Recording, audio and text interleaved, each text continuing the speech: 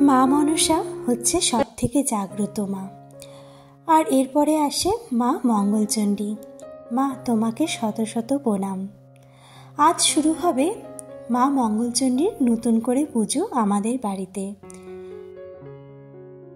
পুজোর আয়োজনের জোগাড় করার জন্য পিসি সকাল সকাল চলে এসেছে। পুজোর আয়োজনও শুরু হয়ে গেল।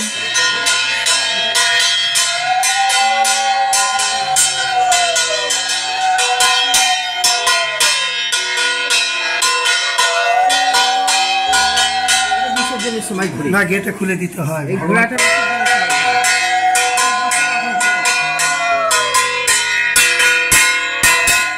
মা মঙ্গলচণ্ডীর পুজোর পিছনে রয়েছে একটা সুন্দর গল্প। এই পুজোটা হচ্ছে আমাদের বাংলাদেশের পুজো। আমার ঠাকুরদা যখন বেঁচে ছিলেন, ঠাকুরদা এই মাকে বাংলাদেশ থেকে পুজো করে এই দেশে এনেছিল। এই দেশে আসার পরে প্রত্যেক বছর এই সময় এই পুজোটা হতো, ঠিক শীতের শেষে। কিন্তু অনেক বছর এই পুজোটা বন্ধ ছিল। কারণটা হচ্ছে আমরা বাইরে ছিলাম। আমার মা বহু বছর পর দেশের বাড়িতে ফিরেছে। আর দেশের বাড়িতে এখন স্থায়ীভাবে থাকার জন্য যখন সব ব্যবস্থা হয়ে গেছে, তখন পুজোটা আবারও নতুন করে আবার শুরু করা হলো। আজকে হবে পুজোর সব রকম আয়োজনের জন্য মাকে বরণ করা হবে। মাকে তো এখন ঘরে বরণ করা হলো, এরপরে নদী থেকে বরণ করে মাকে নিমন্ত্রণও করা হবে। খুবই একটা সুন্দরভাবে আমরা এই পুজোটা আয়োজন করে থাকি। মা মঙ্গলচণ্ডীর পুজোটা হচ্ছে আমাদের বাড়ির ঐতিহাসিক পুজো। এই পুজোটা আমার ঠাকুরদার যে বাবা ছিল, তিনিও কিন্তু এই পুজোটা করত। তো মাকে আমরা খুব সুন্দর করে পান দিয়ে প্রথমে বরণ করি, তারপরে তাকে স্বাগত জানাই। মা মনসার পিছনেও কিন্তু গল্প রয়েছে, কারণ আমার মারা হচ্ছে দত্ত। তো দত্ত বাড়ির পুজো সবার আগে কিন্তু মা মনসাকে আগে মা মনসার পুজো করা হয়। বেহুলার গল্প তো আমরা অনেকেই শুনেছি, তারাও কিন্তু দত্ত ছিল। তো দত্ত বংশ হচ্ছে বণিক বংশ, আর দত্ত আর বণিকের মধ্যে মা মনসার কিন্তু আলাদাই একটা যোগাযোগ রয়েছে। তাই আমাদের বাড়িতে সবার প্রথমে কিন্তু মা মনসাকে পুজো করা হয়। মা মনসার পুজো করে কিন্তু আমরা বাকি ভগবানের পুজো করতে পারি। আমাদের এই যে বাড়িটা রয়েছে, এই বাড়িটা হচ্ছে নাগভিটা। তো এই নাগভিটাতে কিন্তু মা মনসাকে অবহেলা করলে সেটা কিন্তু আমাদেরকে ক্ষতির বোঝা বহন করতে হয়। এটা একদমই সত্য ঘটনা। চলুন আজকে আপনাদেরকে দেখাতে চলি আমাদের এই ঐতিহাসিক পুজোটা কিভাবে করা হয়। আমার মা এখানে বরণ থালা সাজিয়ে নিয়েছে। এই বরণ থালা সাজিয়ে যাওয়া হবে আমার ঠাকুমার ঘরে। আমার ঠাকুমা দীর্ঘদিন ধরে অসুস্থতে ভোগাতে এই পুজোটা বন্ধ করা হয়েছিল। কিন্তু যেহেতু আমার মা বাড়ির বড় বউ, তাই মা নতুন করে এই পুজোটা ধরার জন্য মা এই পুজোটাকে ঠাকুমার ঘর থেকে আদেশ নিয়ে তারপরে নিজের ঘরে পুজোটা করবে। তাই মা এখানে চলে এসেছে। আর এটা হচ্ছে আমার ঠাকুমার মন্দির। এরপরে মা চলে যাবে নদীতে। এটাও একটা খুব সুন্দর দৃশ্য। তো চলুন দেখে নেওয়া যাক আজকের এই সুন্দর সুন্দর মুহূর্তগুলো। আমাদের বাড়ির ঠিক সামনেই রয়েছে আত্রাই নদী। এই নদীটি না অনেক দূর অবধি বয়ে চলছে। আমাদের বাড়ি হচ্ছে বালুরঘাট শহর। বালুরঘাট শহরের পুরো শহরটা জুড়ে এই আত্রাই নদী। এই নদীটি এসেছে বাংলাদেশ থেকে।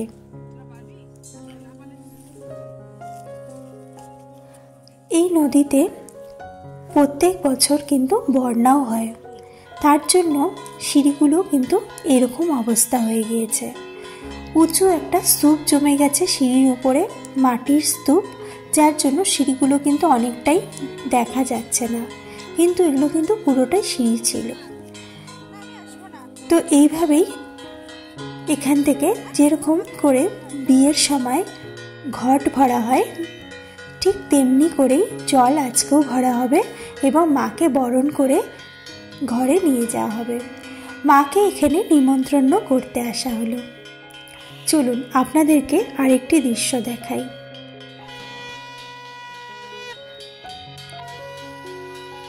আমাদের যে এই নদীটি রয়েছে, নদীর বরাবর কিন্তু নদীর এপার থেকে ওপারেও যাওয়া যায়। আর এপার থেকে ওপারে যাওয়ার জন্য কিন্তু নৌকার সাহায্য বা অনেকে সাঁতার কেটেও কিন্তু যেতে পারে। তো আপনাদেরকে একটি দৃশ্য দেখাই। ওই যে দূর অবধি দৃশ্যটা দেখছেন না, ওটা হচ্ছে নদীর ওপার।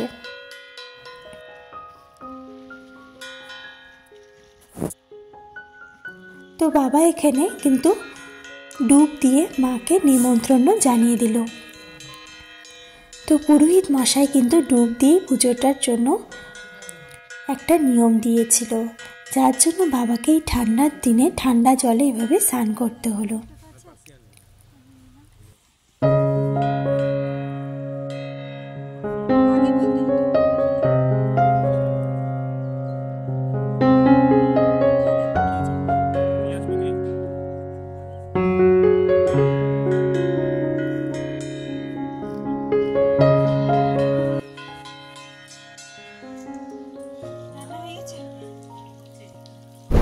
আজকে এই পুজোর আয়োজন কিন্তু সকাল থেকেই শুরু হয়ে গিয়েছে। আর আজকে এই পুজোটা একদমভাবে বাংলাদেশে যেভাবে করা হতো ঠিক তেমনিভাবেই এই দেশেও এই পুজোটা আয়োজন করা হয়েছে। আমাদের দেশের যে পুজোগুলো হয়ে থাকে সেই পুজোগুলো কিন্তু ঐতিহাসিক মতেই পুজোগুলো করা হয়ে থাকে। বাড়ির বাচ্চাগুলো সবাই তৈরি হয়ে গিয়েছে এই পুজোর জন্য। সকাল সকাল সবাই কিন্তু আমরা পরিষ্কার হয়ে গিয়েছি, স্নান ধান করে সবাই মিলে বসে গিয়েছি পুজোর আয়োজনের জন্য। আজকে হবে 5 রকমের ভাজা, সাথে খিচুড়ি, আরও অনেক কিছু। শেষ অবধি আপনারা আমার সাথে এইভাবেই থাকবেন জুড়ে। আশা করি আপনাদের এই সুন্দর ব্লগটি বেশ ভালো লাগবে। আমার কাছে এই ব্লগটি করতে খুবই ভালো লাগছে, কারণ অনেক বছর পর যখন আমরা এই পুজোটা আবার নতুন করে আয়োজন করেছিলাম, তো এই পুজোটা দেখতে কিন্তু বেশ ভালো লাগছে। আর অনেকগুলো সুন্দর সুন্দর নিয়ম রয়েছে, সেই নিয়মগুলো কিন্তু আমাদেরও জন্য জানা খুবই প্রয়োজন ছিল। এখানে আমার ঠাকুমাও চলে এসেছে। এটি হচ্ছে আমার ঠাকুমা। ঠাম্মা আগে এই পুজোটা নিজের হাতে করতো, কিন্তু এখন যেহেতু ওনার বয়স হয়েছে তাই এই পুজোটা এখন কিন্তু আমার মার দায়িত্ব। এটি হচ্ছে ডিফেন্সের একটি অফিস, সেটি আমাদের বাড়িতেই অবস্থিত। এখানে বিভিন্ন রকমের ডিফেন্স রিলেটেড ট্রেনিংও করানো হয়, যেখানে আছে বিভিন্ন রকম ডিফেন্সের ট্রেনিংয়ের অনেক রকম স্মৃতি। তো আজকে আমরা যখন এই পুজোটার আয়োজন করেছি, তখন এই ঘরেও আমরা কিন্তু নতুন করে এই ঘরের খাতা বই খোলা হবে, কারণ এই ট্রেনিং সেন্টারে এখন থেকে ভর্তি শুরু হয়ে গিয়েছে। ওয়েস্ট বেঙ্গলের মধ্যেই কিন্তু এই ট্রেনিংটা করানো হয়। অল ওভার ওয়েস্ট বেঙ্গলে যে যেখান থেকে রয়েছে এখানে এসে ট্রেনিংটি করতে পারে, এবং তারা চাকরির জন্য কিভাবে আর্মি, বিএসএফ, সিএমপি এই রিলেটেড ডিফেন্স রিলেটেড যে কোনো চাকরিতে কিভাবে যোগাযোগ করতে পারে, কিভাবে ফর্ম ফিল আপ, সবটাই কিন্তু এই কোর্সে শেখানো হয়। তো আপনাদের মধ্যে যদি কেউ রয়েছেন যারা ডিফেন্সে যেতে চান, তারা অবশ্যই আমাদেরকে যোগাযোগও করতে পারেন। তো এখানে আমার ভাই যখন ডিফেন্সে গিয়েছিল, কিভাবে ট্রেনিং করেছিল, রাষ্ট্রপতি থেকে বিভিন্ন রকমের মেডেলও রয়েছে। আমার ভাই বেস্ট স্টুডেন্ট ছিল এনসিসির, তো তার বিভিন্ন রকমের স্মৃতিও রয়েছে এই ফটোতে বন্দি। ভাই এখন আর্মিতে আছে, আর্মিতে ও সবার আগে চান্স পেয়েছিল, সব কিছু কিন্তু সার্টিফিকেটে বন্দি রয়েছে। তো এই অফিস ঘরটা পুরোপুরি আমার ভাই নিজের হাতে সাজিয়েছে। বাবা এই কোর্সটি করিয়ে থাকে। আমার বাবা হচ্ছে আর্মি থেকে রিটায়ার হয়েছে। তো আমার বাবা কিন্তু এই পুজো পাঠ করতে কিন্তু বেশ ভালোবাসে। বহু বছর পর যখন বাড়িতে এসেছে, তখন সেই পুজো পাঠ আগের মতন করেই শুরু করে এই বাড়িতে এখন থেকেই শুরু হয়ে গিয়েছে। আমাদের বাড়িতে এই যে পুজো হয় মঙ্গলচণ্ডী, মা মনসা, এগুলো কিন্তু আজকের না, বহু বছর পুরনো পুজো। এই পুজোগুলো বাংলাদেশ থেকে করা হয়, আর সেই বাংলাদেশের পুজো কিন্তু এই দেশের বাড়িতেও এখন থেকে শুরু করা হয়ে গেল। যখন আমরা ছোট ছিলাম তখনও কিন্তু এইভাবেই পুজো পাঠ করা হতো, কিন্তু বহু বছর যখন আমরা ছিলাম না, তাই এই বছর যখন এসেছে আর পার্মানেন্টভাবে, তাই এই পুজোটা করতে কিন্তু আমার মার কিন্তু বেশ আনন্দ হয়েছিল। এখন শুরু হয়ে গেছে যজ্ঞ, হোম যজ্ঞ। আর এই যজ্ঞের আগুন নাকি যত উপরে উঠবে তত নাকি শুভ বলে মানা হয়। তো যজ্ঞটা করার সময় দেখুন কত নেগেটিভ এনার্জি মনে হয় এখান থেকে চলে যাচ্ছে। একটা পজিটিভ ভাইবস কিন্তু এই যজ্ঞ থেকে পাওয়া যায়। তাই আমরা বাড়িতে যখনই কোনো পুজো পাঠ করে থাকি তখন কিন্তু যজ্ঞ আমরা অবশ্যই করে থাকি।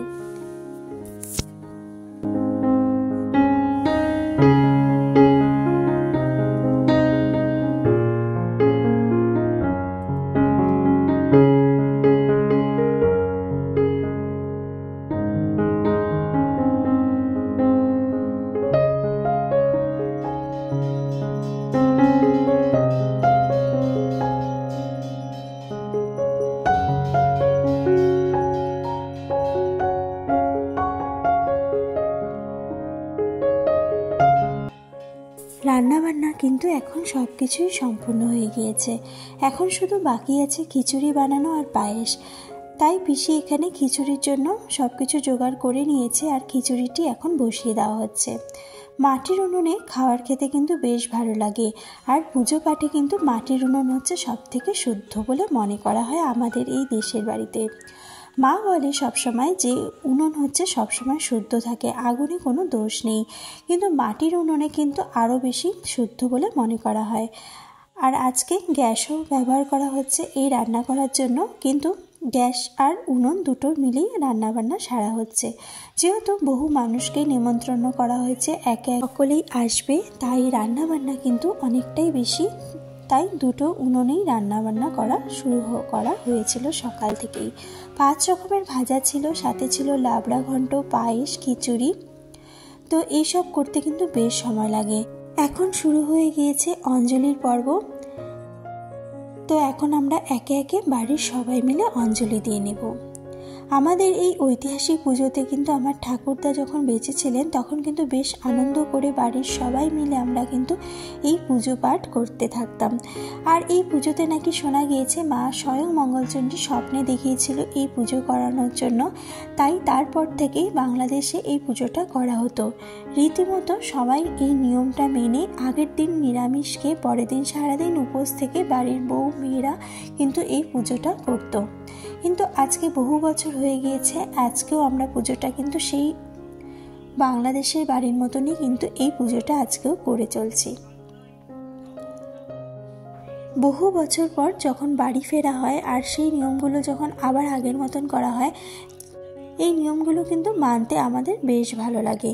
কারণ আমাদের বাড়ির কিন্তু মা, বোন, ভাই সবাই কিন্তু পুজো পাঠ করতে বেশ পছন্দ করে। কারণ আমাদের বাড়িতে ছোট থেকেই আমরা দেখেছি যে আমার মা, ঠাকুমা, ঠাকুরদা, দিদা, দাদু সবাই পুজো করতে ভালোবাসতো। আর পুজোতে শোনা যায় যে শঙ্খ ঘণ্টা যত বাজা হয় ততই নাকি নেগেটিভ এনার্জি আমাদের শরীর থেকে, মন থেকে, এমনকি আমাদের বাড়ির আশপাশ থেকে, বাড়ি থেকে সব কিছু একটা দূর হয়ে পজিটিভ ভাইবস আসে। পুজো পাঠ কিন্তু এমন না যে এটা কোনো কুসংস্কার, এটা একটা আমাদের জীবনের কিন্তু পজিটিভ এনার্জি আনে। পুজো করলেই যে আমরা সব কিছু পাবো এটা কখনোই সম্ভব হয় না, সব কিছু আমাদের কর্মের উপর ডিপেন্ড করে। আমরা সবসময় মনে করি যে পুজো করে আমরা আমাদের শক্তিকে আরও বেশি প্রবাহিত করতে পারি এবং পজিটিভ ভাইবসের মাধ্যমে আমরা নতুন করে নতুন জিনিস শুরু করতে পারি। নতুন করে সব কিছু শুরু করার জন্য কিন্তু পুজো পাঠ বেশ প্রয়োজন হয়। যখন দেখা যায় আমাদের বাঙালি ঘরে কোনো রকম প্রোগ্রাম বা কোনো রকম আমরা গৃহপ্রবেশ শুরু করছি, তখন কিন্তু আমরা এই পুজো পাঠ করেই কিন্তু সেটা শুরু করে থাকি। সব ধর্মেরই কিন্তু নিজস্বতা কিন্তু কিছু রয়েছে। মা এখন গোপালকে ভোগটা দিয়ে দেবে, আর দেওয়ার পরে কিন্তু আমাদের এই পুজোটা পুরোপুরিভাবে পূর্ণ হয়েছে।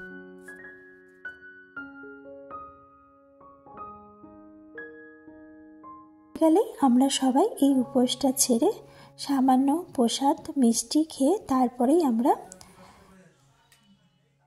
অন্নটা মুখে নিয়ে তারপরে এই উপোসটা ভাঙতে পারবো। তা এখন বাড়ির সবাইকে আমি প্রসাদ দান করছি। সবাই মিলে আমরা এখন প্রসাদ খেয়ে নিব সবার প্রথমে, তারপরেই আমরা খিচুড়ি প্রসাদ যা যা আজকে রান্না হয়েছে সবটাই আমরা ধীরে ধীরে খাওয়া দাওয়া করে এবার আস্তে আস্তে পাড়া প্রতিবেশী সবাই কিন্তু আস্তে আস্তে চলে আসা শুরু করে দিয়েছে। সবাইকে খাওয়া দাওয়া দিয়ে রান্না বান্না সম্পূর্ণ হয়ে গেছে। সবাই এখন খাওয়া দাওয়া করে আমরা এখন ঘরে একটু সবাই বিশ্রাম করতে চলে যাব।